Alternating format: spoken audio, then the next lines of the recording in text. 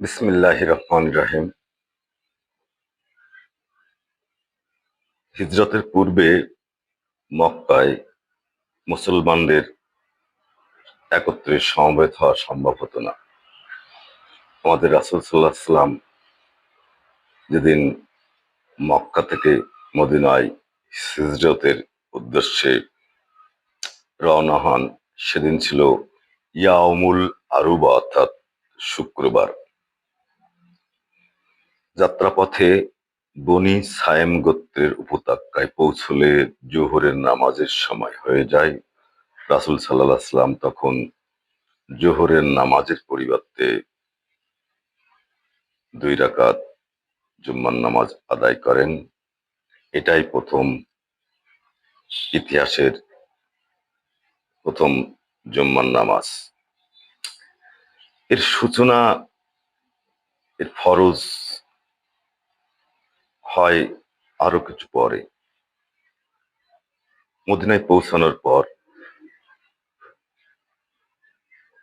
সাহাবেরা দেখল যে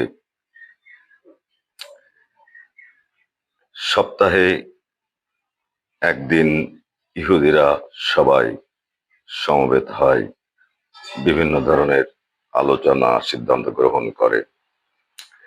নাসারারাও সপ্তাহে একদিন সমবেত হয় এবং বিভিন্ন ধরনের আলোচনা করে সিদ্ধান্তে উপনীত হয়। তখন সাহাবারা চিন্তা করলো, আমাদেরও সপ্তাহে একদিন একত্রিত হতে হবে, সমবেত হতে হবে।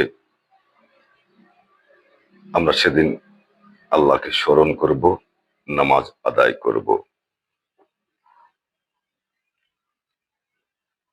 আলোচনা শেষে সবাই ঐক্যমতে উপনীত হয় যে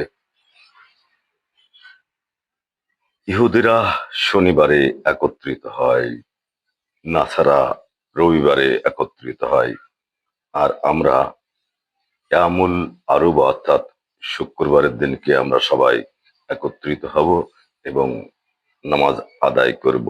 সেই থেকে শুক্রবারকে জুম্মার দিন হিসেবে ঘোষণা হলো এবং পরবর্তীতে প্রত্যেক প্রাপ্তবয়স্ক মুসলমান পুরুষদের জন্য জুম্মার নামাজ ফরজ হিসেবে ঘোষণা হলো।